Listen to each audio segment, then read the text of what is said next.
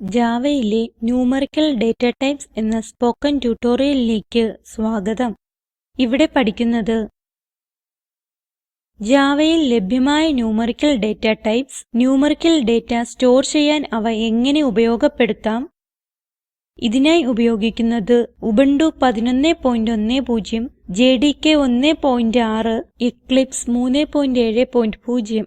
ഈ ട്യൂട്ടോറിയൽ പിന്തുടരുന്നതിനായി എക്ലിപ്സിൽ ഒരു ലളിതമായ ജാവ പ്രോഗ്രാം എഴുതി റൺ ചെയ്യാൻ അറിഞ്ഞിരിക്കണം. അറിയില്ലെങ്കിൽ അതുമായി ബന്ധപ്പെട്ട ട്യൂട്ടോറിയലിനായി ഈ വെബ്സൈറ്റ് സന്ദർശിക്കുക. പൂർണ്ണസംഖ്യകൾ സ്റ്റോർ ചെയ്യാൻ ഉപയോഗിക്കുന്ന ഡാറ്റ ടൈപ്പ് ആണ് ഇന്റ്. ദശാംശ സംഖ്യകൾ സ്റ്റോർ ചെയ്യാൻ ഉപയോഗിക്കുന്ന ഡാറ്റ ടൈപ്പ് ആണ് ഫ്ലോട്ട്. ആദ്യമായി ഇന്റിജേഴ്സ് നിർവചിക്കുന്നതും ഉപയോഗിക്കുന്നതും നോക്കാം.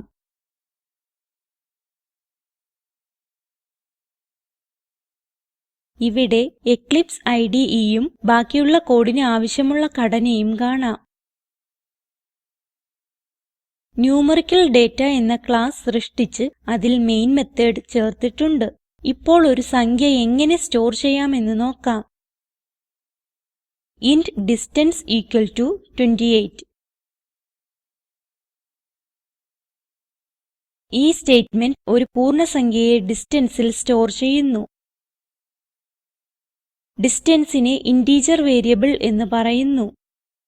ഇപ്പോൾ ഡിസ്റ്റൻസ് വേരിയബിളിനെ അതിൽ സ്റ്റോർ ചെയ്തിട്ടുള്ള മൂല്യം പ്രിന്റ് ചെയ്യുന്നതിനായി ഉപയോഗിക്കാം.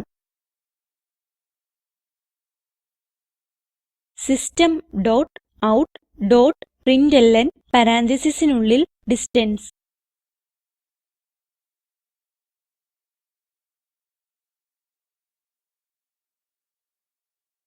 ഈ സ്റ്റേറ്റ്മെന്റ് വേരിയബിൾ ഡിസ്റ്റൻസിന്റെ മൂല്യം പ്രിന്റ് ചെയ്യുന്നു.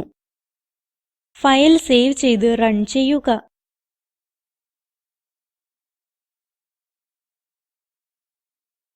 നമുക്ക് ഡിസ്റ്റൻസിൽ 28 എന്ന മൂല്യം സ്റ്റോർ ചെയ്യുന്നതും അത് പ്രിന്റ് ചെയ്യുന്നതും കാണാം. ഇപ്പോൾ വേരിയബിളിൽ സ്റ്റോർ ചെയ്തിട്ടുള്ള മൂല്യത്തിൽ മാറ്റം വരുത്താം. 28ന് പകരം 24 ആക്കാം. സേവ് ചെയ്ത് റൺ ചെയ്യുക. അതിനനുസരിച്ച് ഔട്ട്പുട്ടും മാറുന്നത് കാണാം. ഇന്റിൽ നെഗറ്റീവ് മൂല്യങ്ങളും സ്റ്റോർ ചെയ്യാം. 24ന് പകരം -25 ആക്കുന്നു. സേവ് ചെയ്ത് റൺ ചെയ്യുക.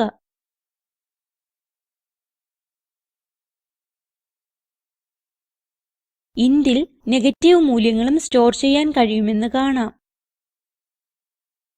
മിക്ക പ്രോഗ്രാമിംഗ് ആവശ്യങ്ങൾക്കും ഇന്റ് ഡാറ്റ ടൈപ്പ് മതിയാകും. പക്ഷേ ഇതിന് ഒരു പരിധിവരെയുള്ള സംഖ്യകളെ സ്റ്റോർ ചെയ്യാൻ കഴിയൂ. ഒരു വലിയ സംഖ്യ സ്റ്റോർ ചെയ്യാൻ ശ്രമിച്ചാൽ എന്ത് സംഭവിക്കുമെന്ന് നോക്കാം.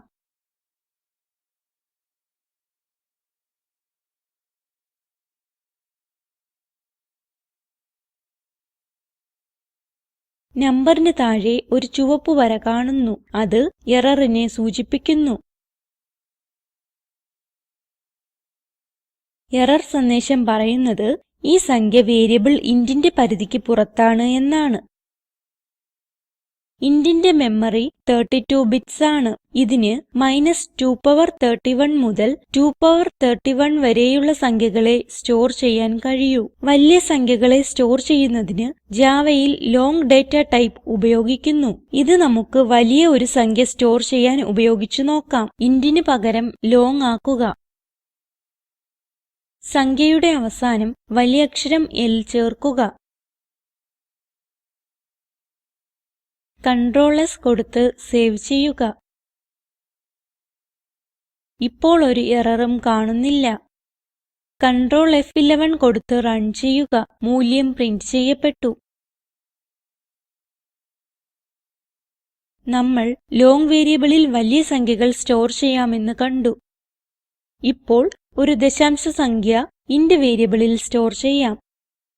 ലോങ്ങിനെ ഇന്റ് ആക്കിയിട്ട് 23.5 കൊടുക്കുന്നു.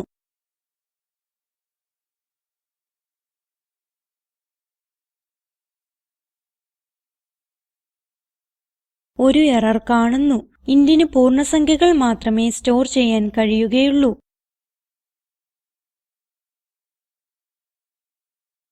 ദശാംശ സംഖ്യകൾ സ്റ്റോർ ചെയ്യാൻ ഫ്ലോട്ട് ഉപയോഗിക്കാം. ഡേറ്റ ടൈപ്പ് ഫ്ലോട്ട് ആക്കി മാറ്റുക. മൂല്യത്തിന്റെ അവസാനം f ചേർക്കുക. സേവ് ചെയ്യുക. ഇപ്പോൾ ഒരു എററും കാണുന്നില്ല. Ctrl F11 ഉപയോഗിച്ച് റൺ ചെയ്യുക. ദശാംശ സംഖ്യ സ്റ്റോർ ചെയ്തതും അത് പ്രിന്റ് ചെയ്തതും കാണാം. വേരിയബിൾ ഡിസ്റ്റൻസിന്റെ മൂല്യത്തിൽ മാറ്റം വരുത്തുക.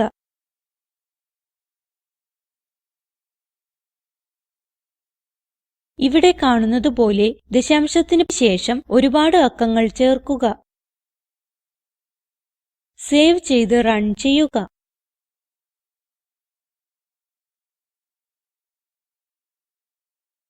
ഔട്ട്പുട്ട് സ്റ്റോർ ചെയ്തതിൽ നിന്നും അല്പം വ്യത്യാസപ്പെട്ടിരിക്കുന്നത് കാണാം. ഇത് സംഭവിച്ചത് ഒരു ഫ്ലോട്ടിംഗ് പോയിന്റ് നമ്പറിന്റെ കൃത്യതയ്ക്ക് ഒരു പരിധി ഉള്ളതുകൊണ്ടാണ്. അതിന് കൃത്യമായി സ്റ്റോർ ചെയ്യാൻ കഴിയുന്നില്ലെങ്കിൽ തൊട്ടടുത്തുള്ള സാധ്യമായ മൂല്യത്തിലേക്ക് റൗണ്ട് ഓഫ് ചെയ്യുന്നു. നമുക്കിപ്പോൾ വേരിയബിളിന് പേര് നൽകുന്നതിനുള്ള നിയമങ്ങൾ നോക്കാം. പേരിന് മുൻപിൽ 2 എന്ന സംഖ്യ നൽകുക.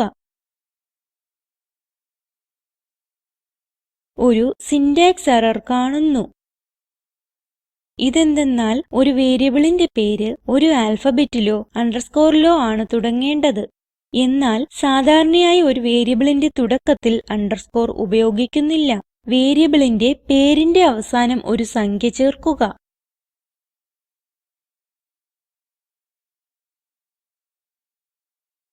ഇപ്പോൾ ഒരു എററും കാണുന്നില്ല. ഒരു വേരിയബിളിന്റെ പേരിൽ അക്കങ്ങളാകാം, പക്ഷേ തുടക്കത്തിൽ പാടില്ല. പേരിന്റെ മധ്യത്ത് അണ്ടർസ്കോർ ചേർക്കുക.